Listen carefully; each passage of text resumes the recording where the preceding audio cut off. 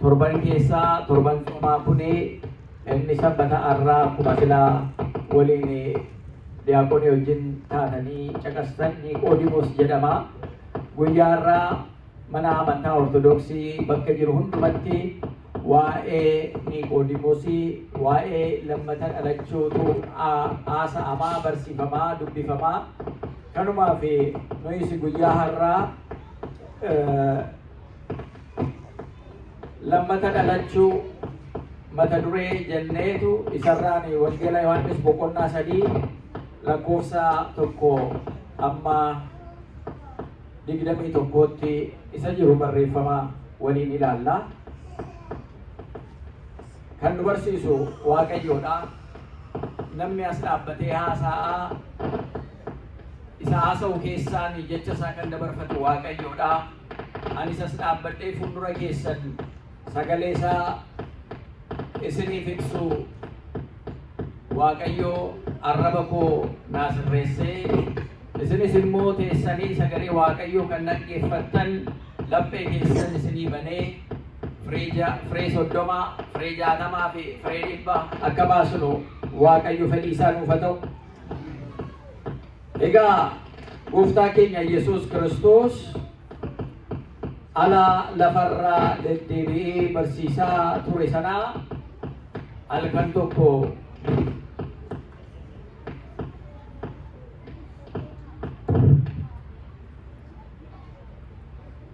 halkan tokko nama Niqoodimoos jedhamu nama barataa seeraa kan ta'e nama uummata isaa keessatti kabajamaa ta'e Fariisotaa fi gaggeessaa nama ta'e tokkotu gara Yesuus Kiristoos dhufe. Namni kun nama barateedha. Namni kun Fariisota jara seeraan nutu cimaadha. Seera eeguu, seera eegsisuu nutu cimaadha. Jara jedhan keessaa isa tokko ture.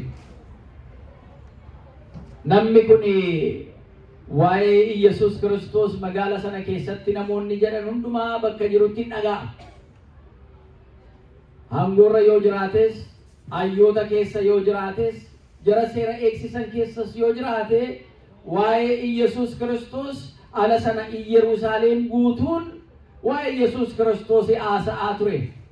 Isa dhukkubsataa fayyisaa, isa beela'aa nyaachisaa, isa namni tuffate wal kaasee kabajaa, isa badeen barbaadaa. Namni gaariin akka kanaa Yerusaalem keessatti, biyya Yihuudaa keessatti amma wanaa hin jiru. Yoo isa qabu kaasee kennee nyaachise dhukkuba fayyisuu hin danda'u. Yommuu kan dhukkuba fayyisu immoo yoo ta'e qoricha kenna malee jecha isaatiin dhukkuba ajajee baasuu hin danda'u. Inni kun kanarra darbee seexanaan jecha isaatiin ari'ata. Kanaafuu nama 50, nama 500 utuu hin ta'in gabaa 5tu Yesuus Kiristoos duukaa bu'aa ture alanni barsiisu. Garuu Niqoodimoos ala namoonni baratan sana gara Yesuus Kiristoos dhufee barachuu hin dandeenye waan isa qabee jira. Maaliif hangoo qabaa, beekamtii qabaa, kabaja qabaa. Kanaaf akkuma nama kaanii gara Yesuus Kiristoositti dhufee barachuudhaaf hin dandeenye of salphisuutti fakkaate jechuudha. Barattoonni isaa yoo achitti isarraa baratu yoo argan inni iyyuu nu wajjin barataayii jedhu jechuudha. Mana barumsaa keessatti keessumaa eksteeshiniin biyya keenyatti yeroo jalqabame barattoonni barsiisonni high schooliis haa ta'u barsiisonni elementaries, middle schoolies, high schoolies baratanu galgala yuunivarsiitii galanii jarris immoo eksteeshiniidhaan baratu. Yoo digrii jalqabaa qabaatan digrii lammaffaa yoo qabaatan digrii sadaffaa isaaniitiif baratu.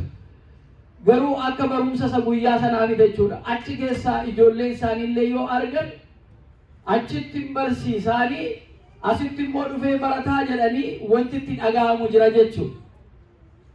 Kabaja mana barumsaa keessatti barsiisuu isaatiif kennanu alammoo waliin ta'anii wal qixa baratanu kabajni sun immoo irratee yaadi jarri waliin qabanu beekumsi waliin qabanu iyyuu walii hibsaa walii isan galleef akka galu gochaa gati deemanuuf amma ta'e kabajni waan gadi buutti fakkaata jechuudha namumattu amma baramaa dhufee jira namni kamiyyuu barachuu qaba namni kamiyyuu eessumattuu bakka kamittuu yeroo kamittuu argatetti barachuu qaba namni hin baranne waggaa tokko waggaa lama turee waggaa sadaffaa afuraffaa jechaa yoo deeme yoo digrii jalqabaa qabaatee waggaa 4-5tti digrii jalqabasaa barate ittaansee waggaa 4-5tti immoo yoo waa tokko illee hin baranne akka nama hin baranne sanaa 12 fixee sanaa wajjin qixa ta'aa jiru inni digrii lammaffaa immoo qabu akkasuma umurii isaa sana keessatti daddafee baratee ammas waa tokko irratti yoo dabalachuu dhabaan yeroo nama deemetti akka hin barannee ta'a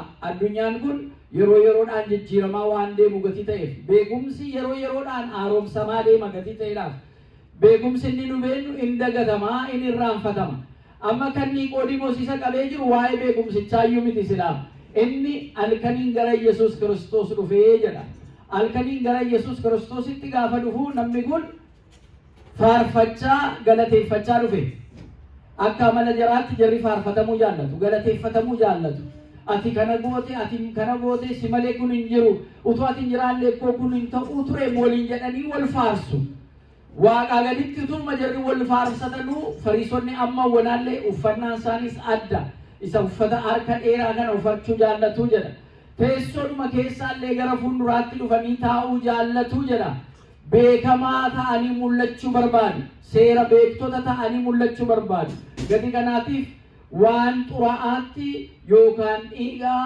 yookaan waan qaama nama keessaa ba'u kanallee ala arganu ofirraa balaaleffataniitu yoo jaratti dhufe amma guyyaa 7 kophaa taa'u yoommoo nama biraatti dhufe namni sun iyyuu akka jaratti makanne ofirraa ari'atu jechuudha fariisonni gadi kanaatiif Yesuus Kiristoos ala lafa kana irratti dhufe iyyuu barumsi keessan jireenyi keessan amantaan keessan dhugaa fariisotaa amantaa fariisotaa kana yoo caaluudha baatee ijoollee waaqayyoo iyyuu jedhamuu hin dandeessanuu jedhe gooftaan keenya Yesuus Kiristoos jechuudha maaliif jarri kun waciitii irra keessa isaa miiccuu qulqulleessu keessi isaa garuu xuraa'aadhaa jedha gadi kanaa jarri fariisotaa kun fuula namaa duratti gaarii ta'anii mul'achuu kan barbaadan seera beektota fakkaatanii eegdota fakkaatanii mul'achuu kan barbaadan garuu keessi isaanii amaa isa waaqayyoon jaallanne keessa isaaniitti kan hojjetanudha jara kanarraa of eeggadhaanuun jedha jarri kun akka owwaalaa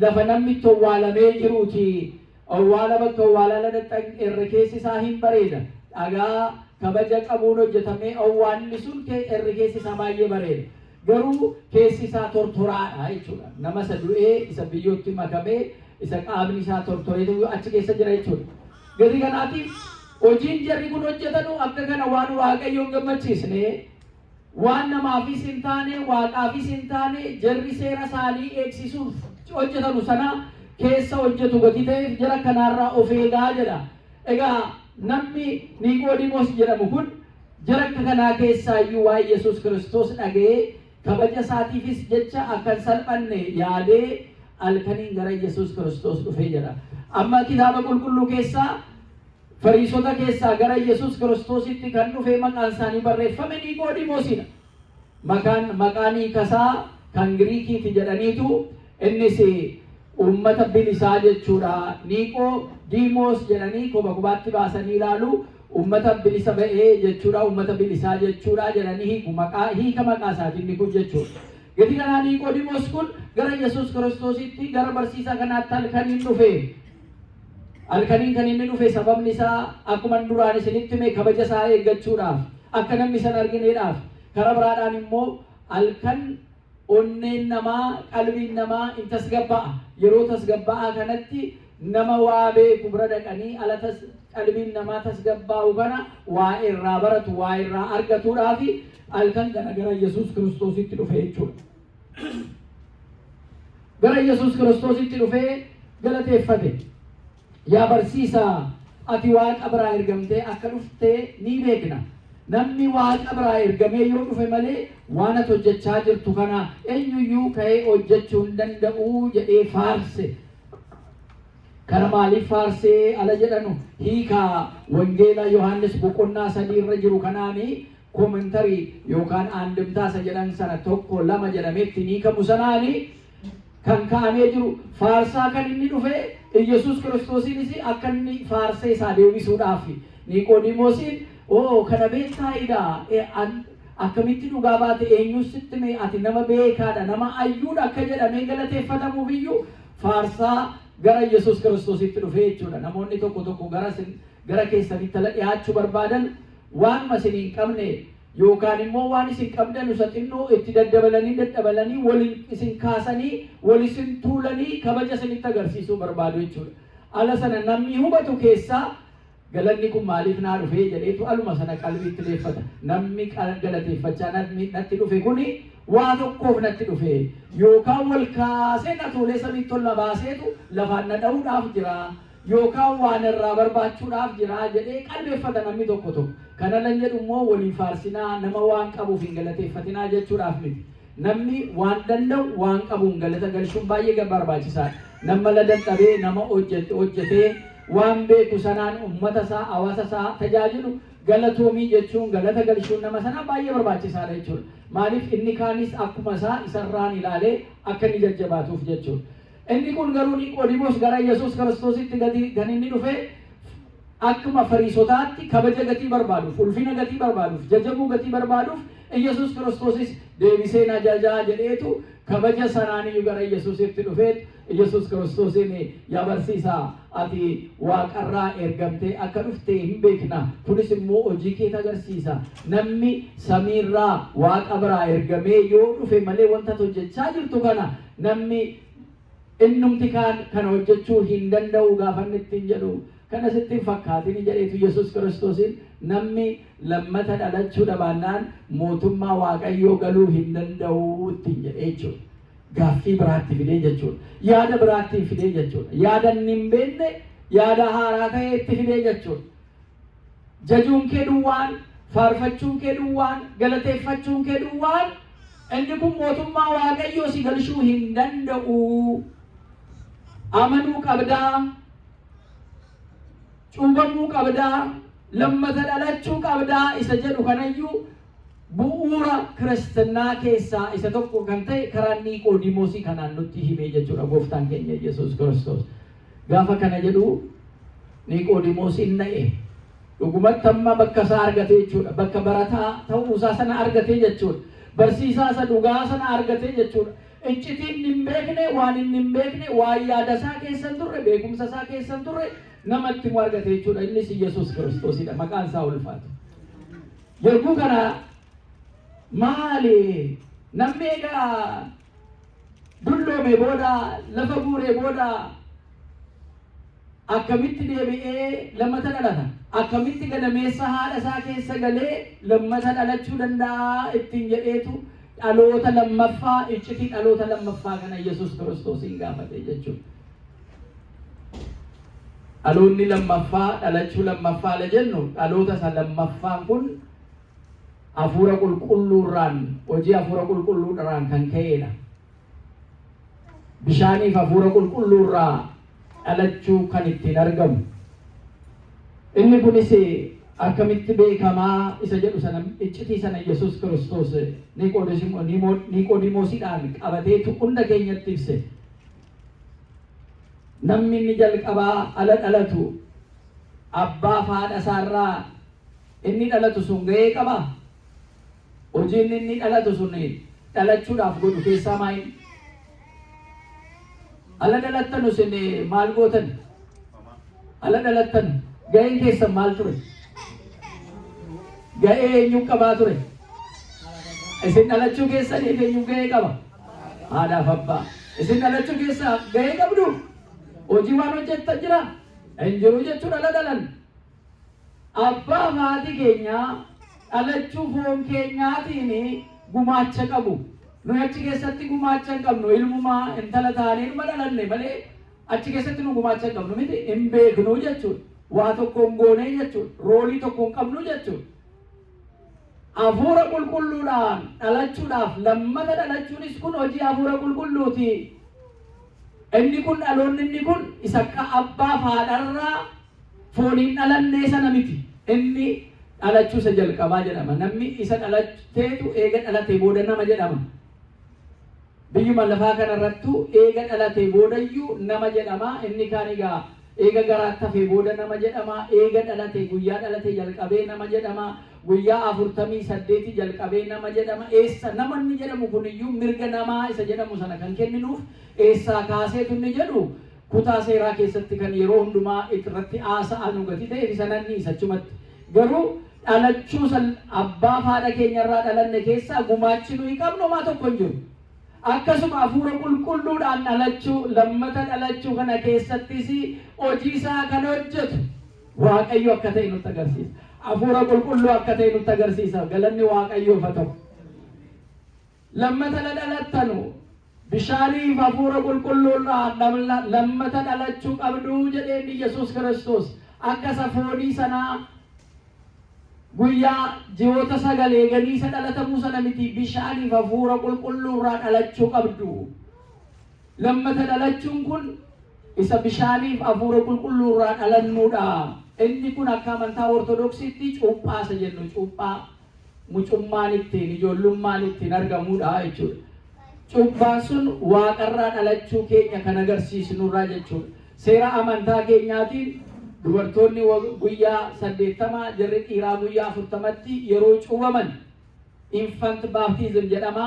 Daa'imman cuubuu jedhamanni kun maatii kiristaanotarraa kan dhufanii aluma sana maatiin sun fideetu mana Waaqayyoo keessatti ijoollee Waaqayyoo gatii jedhamuuf amantaa abbaa fi haadhaa sanaan akkuma sanaan baratanii amma of danda'anutti deemu jedhamee gatii amanamuuf manni amantaa kiristinnaa kanatti gatii amantuuf ijoolleen maatiidhuma sanaan duuka bu'aniitu guyyaa 40 guyyaa 80tti cuubamuu jechuudha. Inni barate inni guddate immoo inni dhaga'iin sagalee Waaqayyoo eega dhaga'e dura amanee itti himamee wangeelli itti himamee wangeelli lallabamee fi Yesuus Kiristoos fayyisaa akka ta'e amanee fayyisaa addunyaa ta'uusaa amanee annana manaa dhugumaa isatti amanee jira ala jedhu abbaarraa samiirraa gara lafaatti kan dhufe isa malee gara samiitti wal ba'e kan wal ba'e tokkollee hin jiru. Innis nama fayyisuudhaaf nama isa ta'e Yesuus Kiristoosidha jedhee alasatti amanu amanteettaa kana booda eeyyee egaa cuubamuudhaaf maaltu na dhowwaa akkuma jedhe hojii duuka bootaa boqonnaa 8 irratti namichi biyya keenyaa sun eegattamanii booda waa'ee Yesuus Kiristoos eegamanii booda maqaa Abbaa Ilmaa Hafuura Qulqulluu sadan Waaqa tokkootiin bishaan eebbifame sun tsabala jedhameetu bishaan qulqullaa'aa sanaa keessatti akka inni cuubamu taasifamaa jechuudha. Egaa bakka qaba jechuudha. Ijoolleen hin cuubamti. Maatii ijoolleetiin akkasuma amantii maatiitiin ijoolleen cuubamti amantaa sana hordofu. Inni immoo guddaan inni ijoollummaatti hin cuubamne baradhee gaafadheen ba'ee yookaan amantaa biraa keessan ture amma reefuun dhaga'ee wangeela kana namni naa ibsa jiru ana amaneen jira cuubamuun barbaada kan jedhu immoo yegguu amane sanatti cuubamaa jechuudha. Egaa inni kun akkamitti ala jennu ga'een dhalachuu isa jalqabaa sana keessatti haadhaaf abbaa ijoolleen filattee hin dhalattu. Abbaa kanarraan dhaladhaa haadha kanarraan dhaladhaa hin jettu.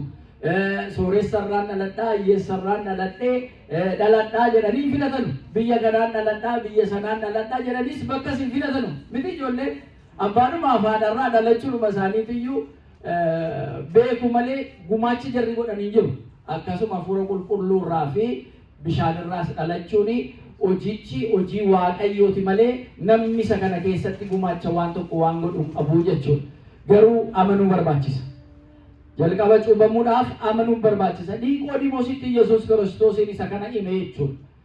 Akkaataa hojii qilleensi hojii isaa hojjetaa gara barbaadutti deemaa gara barbaaduun ka'ee waan barbaadee hojjetee yoo muka raasuu ta'e muka raasaa lafa raasuu yoo ta'e lafa raasa qilleensa akkuma beektanu eessaa ka'ee eessatti deebi'a isa jedhamu sana immoo eenyuyyuu hin beeku. Hojiin hafuura qulqulluus akkasumaa jedha. Galanni Waaqayyoof haa ta'u.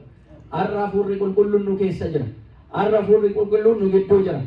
kana hojii isaatiin beeknaa jechuudha. Lamas sadiis taatanii maqaa kootiin yoo walitti qabamtan ammaaniin godha jedhe isin gidduutti nan argamaa jedhe jechuudha. Amma Waaqayyo nu gidduu jira jechuudha. Waaqayyoodhaaf kabaja qabnu ija keenya kun iji foonii keenya kun utuu banamee isa ilaalee ergamoonni Waaqayyo bakka Waaqayyo jiru gati jiranuuf Waaqayyo as jira nu marsanii jiru jechuudha ergamoonni Waaqayyoos. Iji foonii garuu kana arguu hin danda'u.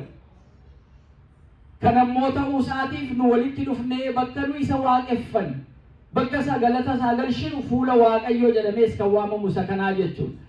Isa kanarratti amantoonni adda addaa waa'ee lammata dhalachuu kallattii adda addaatiin fuudhanii deemu. Dhaloonni amma addunyaarra jiru immoo first generation, second generation, dhaloota lammaffaa, dhaloota jalqabaafaa jedhee seenaaf guddina biyyootii hawaasawaa karaa adda addaatiin kuni guddina yookaan hojii yookaan seenaa first generation dhalataa isa jalqabaati.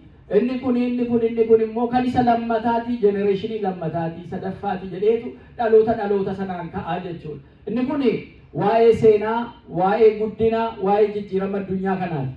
Inni amma nuyi haasa'aa jirru lammata dhalachuun kun yookaan immoo dhalachuun lammataanni kun immoo waa'ee hojii hafuurawwaatiif, waa'ee ijoollee Waaqayyoo ta'uudhaaf, waa'ee cubbuurraa of eeguudhaaf, waa'ee hojii qulqullinaa hojjechuudhaaf jechuudha. Lammata kan dhalanne as kan jiru hundumtuu mana kana keessa kan jiru hundumtuu kan lammata dhalanneedha jechuudha. Namni lammata dhalate immoo isa foonii sanaa dhiisee isa hafuurawwaa sana duuka bu'aa jechuudha. Cubbuu dhiiseetu waa'ee qulqullinaa, waa'ee Waaqayyoo sana hordofaa jechuudha. Seera Waaqayyoo sana eegaa jechuudha. Amma Niqoodimoos utuu lammatan dhalatin iyyuu seeran eegaa jedhee jechuudha. Seera isaanii sana keessatti hin ajjeesin ala jedhamu akka hin ajjeesne, hin hamatin ala jedhamu akka hin hamanne, hin hatin ala jedhamu akka hin hatne, sobaan dhugaa hin bahin ala jedhamu sobaan akka dhugaa hin baane, haadhaaf abbaa kee jaalladhu jedhamu haadhaaf abbaa isaa akka jaallatu seera Musee sana keessa jiran hundumaa hin eega. Garuu wanti irratti lammata cuubamuu kanaaf amantaadha jechuudha. Gati kanaatiif seera eeguu duwwaan isa fayyisaa hin jiru jechuudha. Lammata ijoollee Waaqayyoo ilma Waaqayyoo ta'ee dhalachuunsaa baay'ee barbaachisaadha. Kanaaf Yesuus Kiristoos egaa amantaa keenya keessatti isa kana kan bakka nu buusmaa inni bishaaniin cuubamnaa. Bishaan sun maqaa Waaqayyoo irratti waamamaa abbaa ilma hafuura qulqulluutiin eebbifamee maqaa abbaa maqaa ilmaa maqaa hafuura qulqulluutiin kadhannaan barbaachisu achirratti akka sirna amantaa keenyaatti ta'ee cuubamnaa bishaan sana keessatti jechuudha. Kan hafuura qulqulluu immoo cuubamuu keenya sanaan nisaa yookaan hafuura qulqulluu fudhadhu, hafuura qulqulluu fudhadhu, hafuura qulqulluu fudhadhu jedhee lubichi hafuura qulqulluu sana alanni isa cuubame sanarratti dabarsu namni hafuura qulqulluu inni cuubame sun hafuura qulqulluu sana fudhataa jechuudha. Al tokko tokko maal bishaan bakkuma hundumaa jira, laga hundumaatti dhaqee namni dhannayyuu dhiqachaa oola. Isa cuubbaa kana maal adda godhee ala jennu isa adda kan taasisu isa Waaqayyo irratti eebbisnu sana jechuudha. Kadhannaa sana jechuudha. Sirna kadhannaa sana, sirna yeroo kiristinnaa jiru sana kadhannuudha malee manattis ijoollee keessan bishaaniin miicaa ooltu, dhanna dhiqaa ooltu, akkasuma isinis dhiqachaa ooltu, eenyuyyuu dhiqachaa oola kiristinnaa ka'e jechuun danda'amu jechuudha. Elementiin achi keessaa inni guddaan bishaan sun akkuma jirutti ta'ee bishaan sana irratti immoo maqaa Waaqayyoo sirna amantaa sanaatiin gaggeeffamuu isaatiiyyuu namni sun guutumatti cuubamee jira isa jechisiisaa jechuudha. Gati kanaatiif iccitii kakuu haaraa isa Niqoodimoos beeku sanarraa isa gara Yesuus Kiristoos itti dhufetti gara sirna haaraa kanatti ceesisuu isaa sana arginaa jechuudha. Ce'umsa kakuu moofaa sana keessa gara kakuu haaraatti inni kun Israa'el gaafa Misraa ba'an gudda booda isaatiin Fara'oon gaafa booji'uudhaaf itti dhufe bitaan mirga isaatiin tabban mana hin jedhamne bakka jiru sanatti fuuldura isaanii galaanatu ture jedha. Galaana sana Museen addaan ulee sanaan dhayin gaafa jedhu gaafa Museen dhawu galaanni sun bitaan mirgaan adda adda alanni citu sabni Israa'el achi keessa darbe. Sabni Israa'el achi keessa darbuun isaa sun galaana sana keessa bishaan sana keessa ce'uun isaanii fakkeenya ala sana isa dhufuudhaaf jiruuf kan kenname akka gaaggidduutti kan fayyadudha jedhu abbootiin keenya. Kanarraan kan ka'e akkuma galaana bishaan sana keessa miillaan ce'an ammas kiristaanonni gara mootummaa Waaqayyootti kan ittiin ce'anu cuuphaa kana keessaani. Inni sun fakkeenya ture.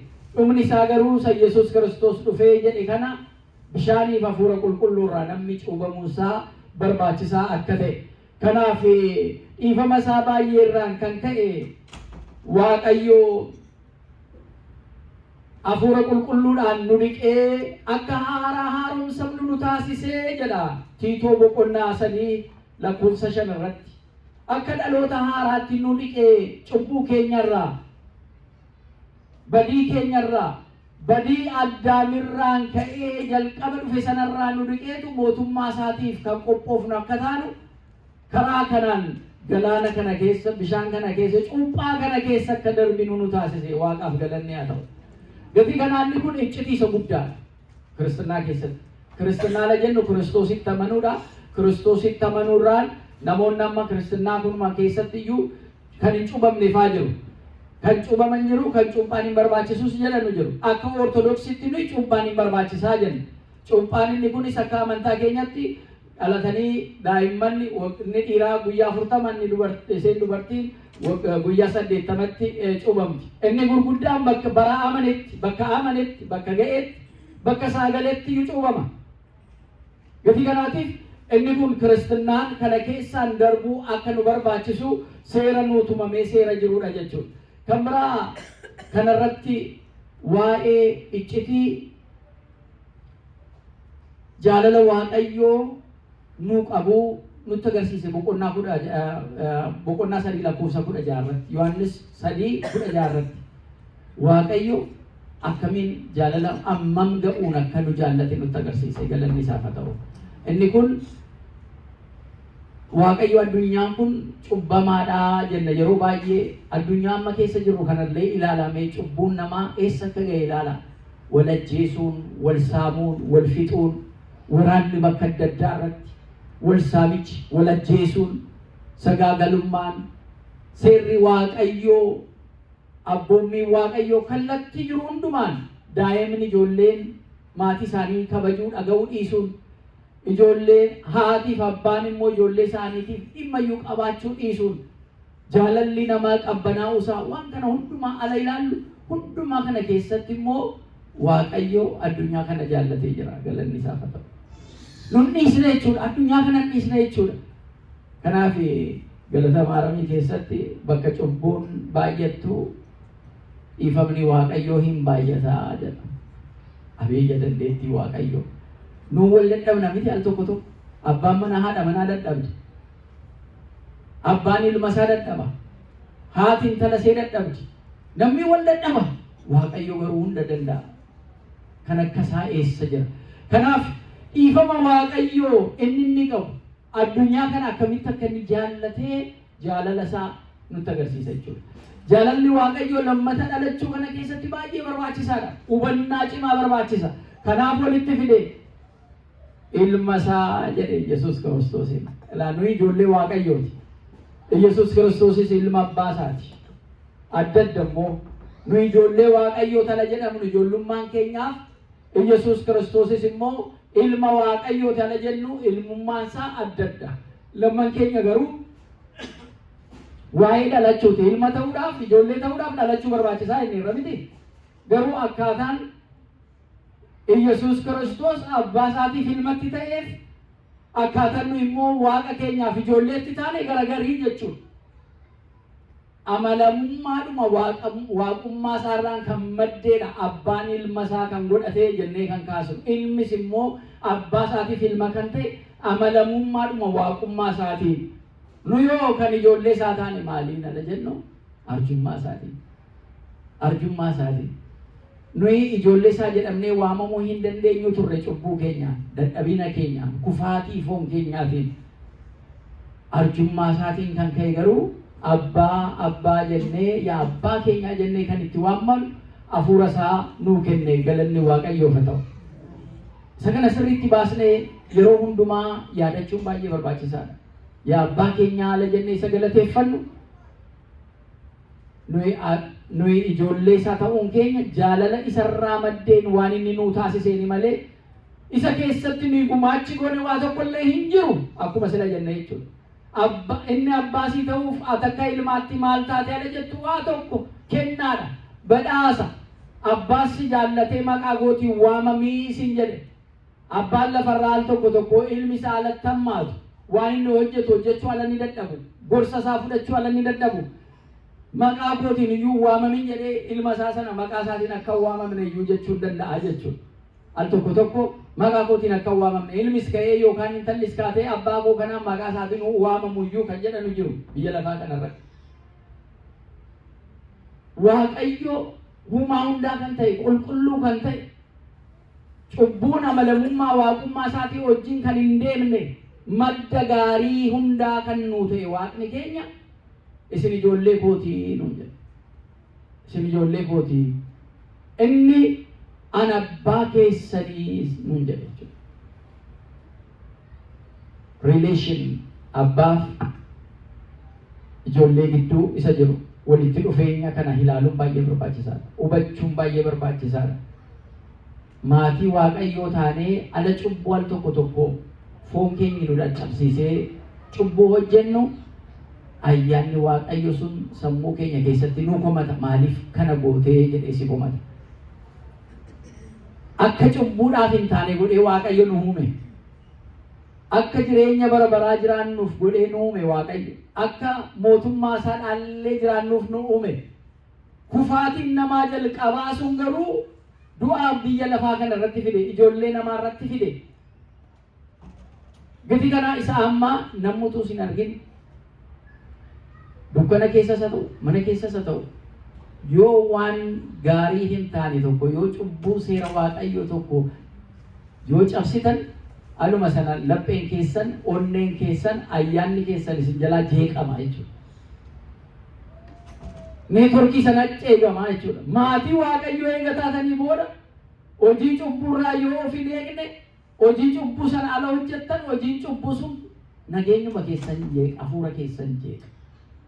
Kanaaf repentance deebi'uun qalbii jijjiirrannaan iyyuu kanaaf jeeqamuu sana keessa teessee waan hojjettu hin qabdu.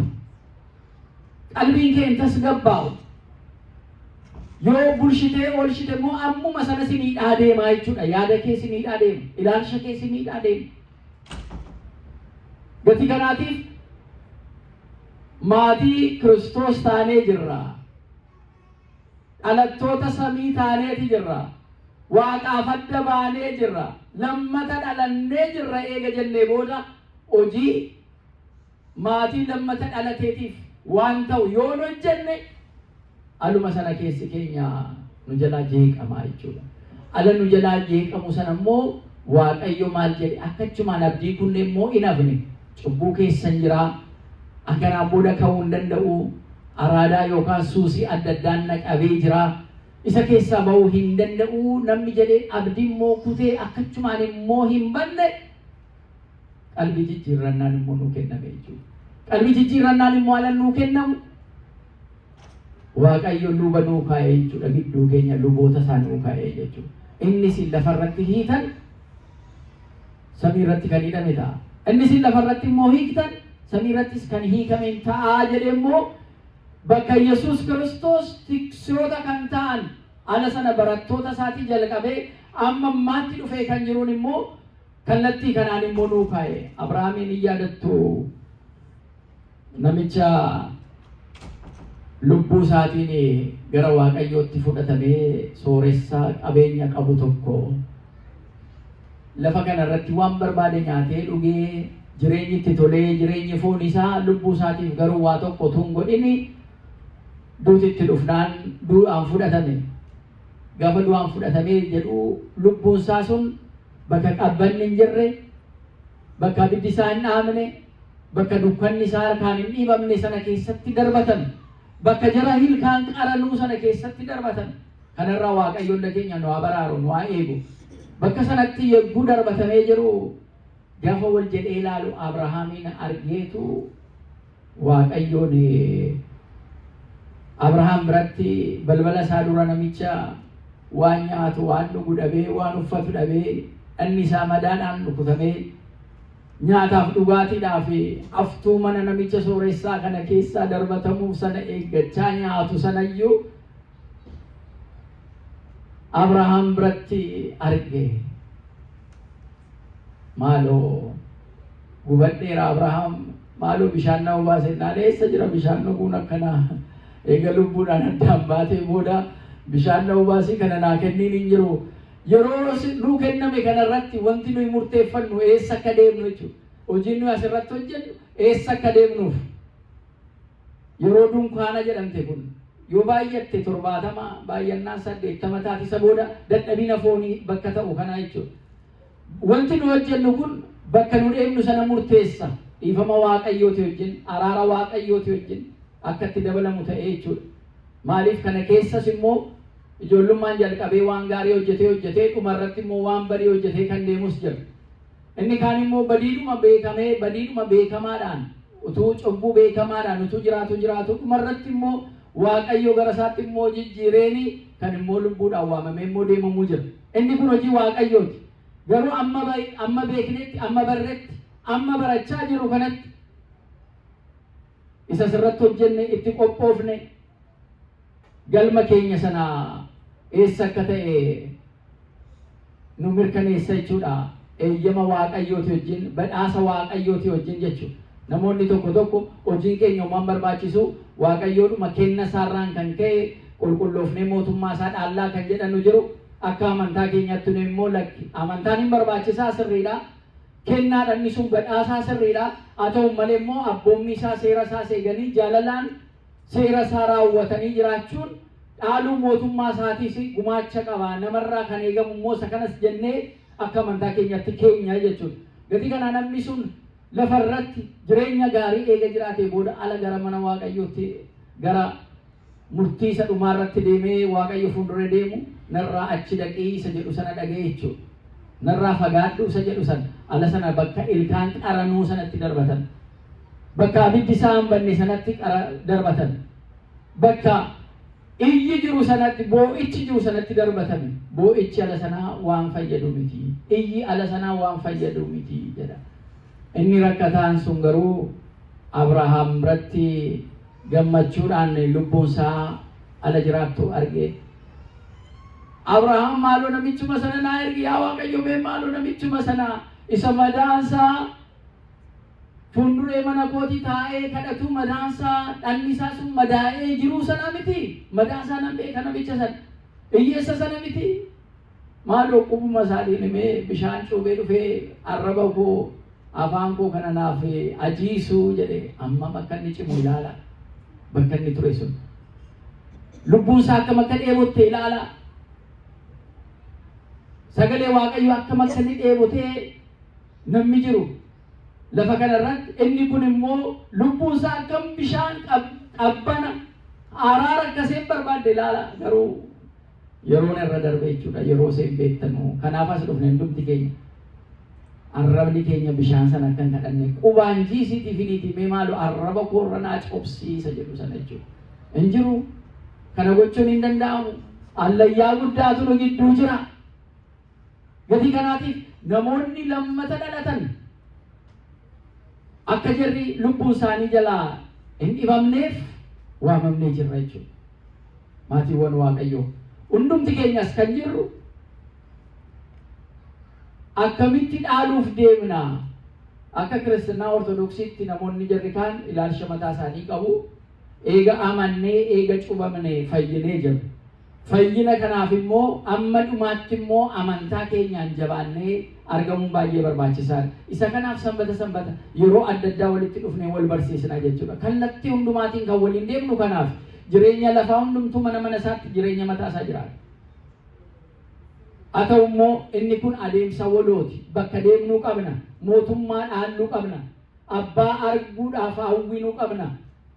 Akkuma Yohaannis Maaraanaataa yaa Waaqayyo yaa Yesuus dafii kottu akkuma inni jedhe sana akkanaan sassaabamnee utuu sagalateeffannuu utuu Yesuus Kiristoos dhufee mootummaa isaatti nu fudhate jennee hawwina. Hawwiin keenya inni guddaan isa kana. Isa kanaaf immoo lammata dhalachuu keessa sa'aatii kamittuu haa ta'u guyyaa 40-80tti cuubamu waggaa 80ttis yoo cuubame gatii isaa kan kaffaluuf immoo Waaqayyoodha jechuudha. Mana Waaqayyoo keessatti ana dhufee isa kana duraan dhufee isee kana duraan dhufteenis immoo akka hin hojjenne hundumtuu immoo mana Waaqayyoo keessatti yeroo cuubame yeroo amane sanaa jalqabee miseensa mana Waaqayyoo keessaati jechuudha. Maatii mana Waaqayyoo keessaati jechuudha. Filatamaa mootummaa Waaqayyooti jechuudha. Kanaaf kana keessatti immoo adeemsa kana keessatti ka'uun jira, kufuunis hin jiraatu. Qormaanni adda addaas immoo hin jiraatu. Qormaanni fooniin nu quunnamu sana hundumaa al tokko kufneef achirratti hafuutuun ta'e yeroo kufnullee dhiifamaan immoo Waaqayyootti deebinee abbummaa isaa cimsachuu, ijoollee isaa ta'uu keenya cimsachuu nu barbaachisaa jechuudha. Afurri amaan jira. Akkamitti kana gootee mana Waaqayyoo deemtaa? Akkamitti ijoollummaa kee qulqullummaa kee kana xureessitee cubbuutti kuftee nama gidduutti makamtee Waaqayyoon akkamitti galateeffattaa kan siin jedhu inni si himatu afurri amaan yeroo hundumaa jira. Gurra keetti dhufee sitti hima. Jalqaba akkati cubbuu hojjettu kana utuu goote maal ta'a buumaan jedhu kanuma godhi maal ta'a hundumtuu kana gochaa jira siin jedhee si gorsee ala jalqabaan lammataa hin ta'u ala jettuun didee sitti deddeebi'ee si gorseetu eega of si barsiisee booda cubbuu sana keessa akkati galtu si godha. Cubbuu sana eega hojjennee booda immoo kana hojjettee immoo akka mana Waaqayyoo deemtati si jedhee immoo akkati hin dhufne si godha. Si fageessa jechuudha. Isa kana duwwaatti nafu. Cubbuu sana immoo akkasitti minyaa'ee yeroodhaan dabaltee hojjettu si taasisee achuma keessatti akka turtu si godha.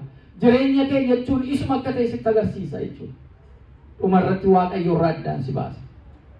Kanaaf Waaqayyo immoo isa seexanni akkana godhee hojjetu, diinni namaa akkana godhee hojjetu.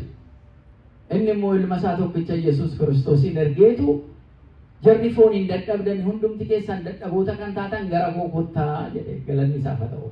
Gara koo kottaa. Gatii kanaatiif hojiin kun lammata dhalachuudha. Cubbuu keessan ofirraa fageessaa. Hafuura qulqulluudhaaf bishaanirraa lammata cuubama. Dhaaltuu mootummaa isa samii ta'aa nuun jedhe. Gatii kanaan kun badhaasa isa guddaa jireenya furawwaa keessatti qabnudha. Niqoodimoos irraa kan barannu. Ala kana beekumsa keenya miti kan hojjetu. Hunda beekan Waaqayyoodha. Hojii keenyaan miti, hojii Waaqayyootiin kan ta'edha. Gatii kanaatiif Niqoodimoos seenaa isaa kaasnee cuubbaa kana yeroo ijoolleen cuubamtus, yeroo cuubbaan taasifamus Wangeelli Yohaannis boqonnaa 3:1 yeroo hundumaa ibsamee dubbifama. Isa kana keessatti haala amma jirruun jireenya keenyatti jijjiirree ittiin jiraachuutu baay'ee nu barbaachisaa jechuudha.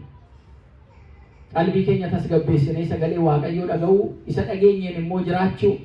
Niqoodimoos eega baratee eega nama kanarraa Yesuus Kiristoos irraa sirriitti qulqulleeffatee booda jireenya isaa jiraatu. Eegasii caqasameen beeku. Akka sirriitti caqasame Yohaannis boqonnaa 19 irratti immoo lammata caqasame. Yeroo dhumaa, yeroo fannoo sana, yeroo Yesuus Kiristoos guyyaa jimaataa fannoo irratti fannifamee oolee sanaa gara namicha aangoo qabu sanatti dhaqeetu maaloo foon Yesuus fannoo irraan buufadhaa jedhee kadhatee jechuudha. Maaloo foon Yesuus naa kenni jedhee kadhatee jechuudha. Isaan booda qulqulluu jechaa Niqoodimoosii fi Yoosef foon Yesuus Kiristoos isa fannoo irraa sana buusanii kafananii owwaala araara keessatti isa owwaalani. Niqoodimoos foon Yesuus Kiristoos gaafate eega sagalee booda nuyi foon Yesuus Kiristoos amma gaafachaa jirraa, fudhachaa jirraa, qurbaana qorrobaa jirraa, irraa of eegaa jirraa. Xoomii yeroo xoomii keenya kana xoomnee foon hindaanqoo foon horiitiin xooma keenya hiiknaa. Xooma Faasikaa Kiristoos Faasikaa keenya inni kana nyaadhaa kanarraas dhugaa isa jedhee nuu kenne kakuu haaraa keessa jiru sana nyaatnee dhugnee mootummaa isaa dhaaluudhaaf of qopheessinee jira inni jedhu gaaffii hunda keenyaa jechuudha. Gaaffii kana keessatti lakkii anoo fooniif dhiiga isaa fudhachuudhaaf qurbaana qorrobuudhaaf hin dandeenye kan jedhu yoo jiraate maaliif hin dandeenye jenna nuyi immoo luboonni. Kottaa ba'aa keessan himadhaa qalbii keessan jijjiirradhaatii jireenya bara baraatiif kan ta'u nyaata kana akkasumatti tolaan gatii tokko malee isa nuu kenname kana nyaadhaa dhugaatii jireenya bara baraa argadhaa jenna jechuudha. Xooma keenya kana ala xumurru qurbaana kanaan fudhannee xumurraa jechuudha. Inni mamuuyyuu ture bara durii namni dhufee sirna qulqulleessaa hirmaatiin dhumtu qorrobee deema sanbata yeroo hundumaa beekamaadha jechuudha. Beekamaadha.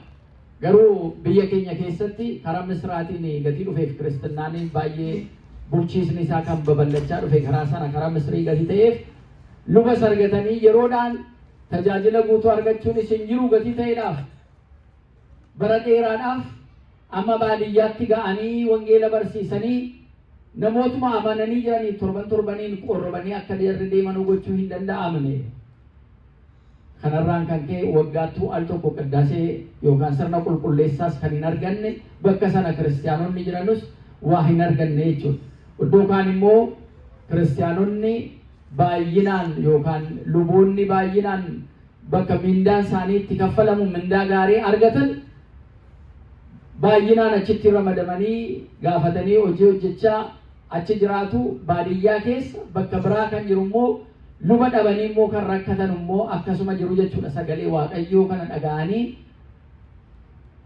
nyaata fuurawwaa nyaatanii dhuganii jireenya bara baraa argachuudhaaf.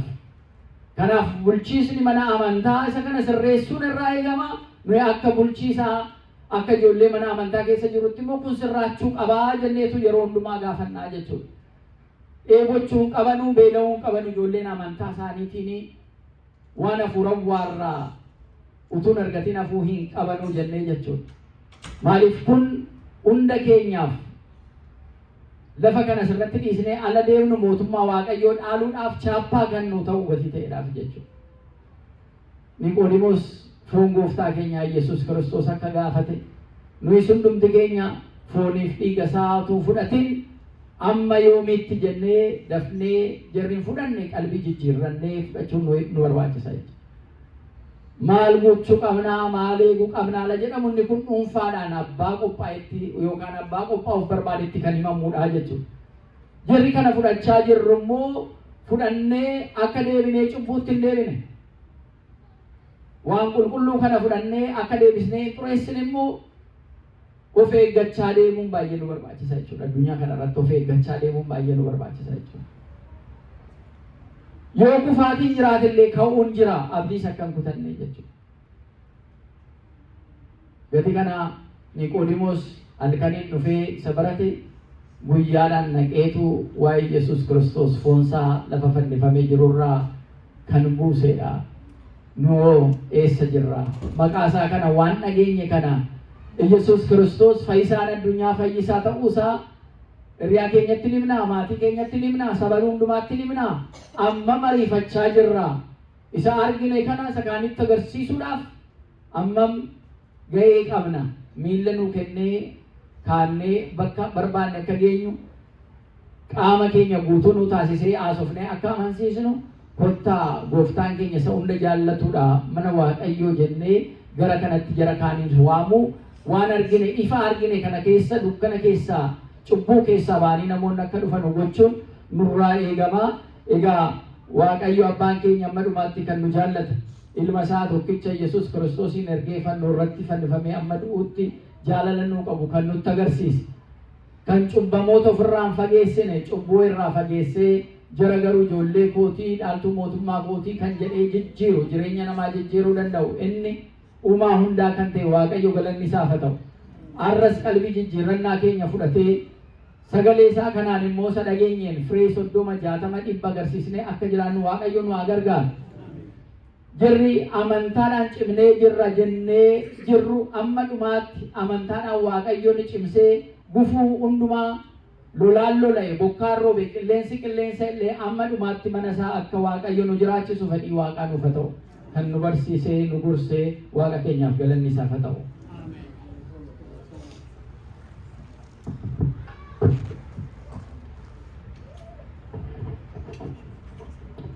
Waaqa nu barsiifatee Waaqa nu gorsatee galanni guddaan haa ta'u. Abbaa keenya akka gaariitti wangala keessaa caqasan nu barsiisaniiru. Waaqayyo sagalee jireenyaa sana dhageessisu. Sagalee jireenyaa sana dhageessisu. Sagalee jireenyaa sana dhageessisu. Waaqayyo hunduma keenya keessaa cabuuf keessaa baduu malee dhaaltu mootummaa isaatiin maa taasisu. Egaa